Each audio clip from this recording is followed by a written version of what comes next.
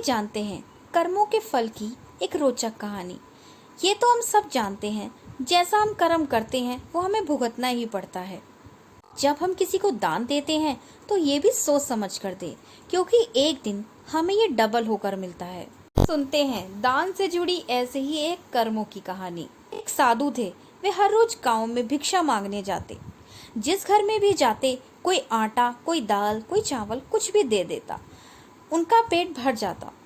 उसी गांव में एक व्यक्ति जब साधु उससे भिक्षा मांगता तो वह उन्हें गोबर दे देता और डांट के कहता, भगवान ने हाथ पैर दिए हैं, कुछ कमा के खा लो। वह साधु चुपचाप गोबर लेकर आता और एक तरफ ढेर लगा देता। ऐसा करते करते गोबर का बहुत बड़ा ढेर बन गया। साधु रोज भिक्षा मांगने जाता, कोई अनाज देता, कोई कुछ देता, लेकिन वह व्यक्ति साधु को रोज गोबर ही देता था। समय बीतता रहा। जब ये दोनों अपनी जीवन यात्रा समाप्त कर भगवान के घर पहुंचे तो गोबर डालने वाले इंसान को खाने में भगवान के घर गोबर मिला। तो उसने कहा, भगवान, मैं ये गोबर कैसे खा सकता हूँ? भगवान ने कहा, जब साधु तेरे घर भिक्षा मांगने जाता था, जिसके पास भिक्षा मांगने के सिवा कोई चारा नहीं था, तो आप उसको भिक्षा में गोबर दे देते।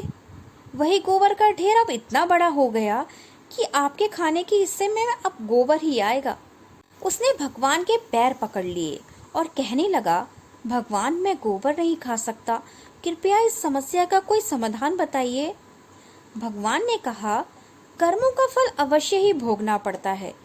अब जो इंसान प्रभु के आगे रोए और गिड़गिड़ाए तो भगवान उसके लिए कोई न कोई समाधान तो निकाल ही देते हैं। ऐसा करते करते उसको गोबर को धोने में कम से कम 1 साल लगा और सबसे लास्ट में गोबर का जो आखिरी भूसा बच जाता है वह कपड़े के ऊपर ही रह गया। तो भगवान जी बोले, अब आपको यह हिस्सा तो खाना ही पड़ेगा। वह इंसान फिर रोए और कहे, प्रभु, कैसे खाऊं मैं? प्रभु ने कहा, किसी के बुरे कर्मों को मैं कम कर सकता हूँ पर बिल्कुल खत्म नहीं कर सकता, इसीलिए आपको ये तो खाना ही पड़ेगा।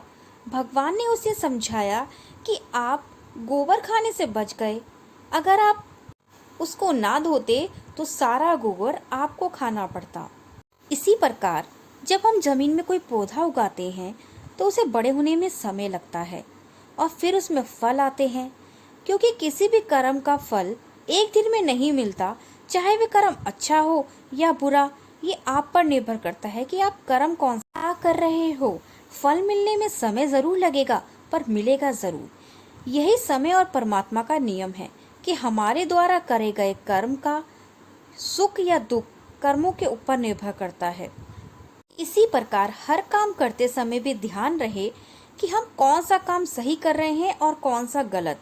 इसीलिए किसी का भी भूल कर भी किसी की आत्मा ना दुखाएं, अपनी तरफ से अच्छा ही करें। ऐसे ही रहस्यमय कहानियों के लिए मेरे चैनल को लाइक, शेयर और सब्सक्राइब करना मत भूलें।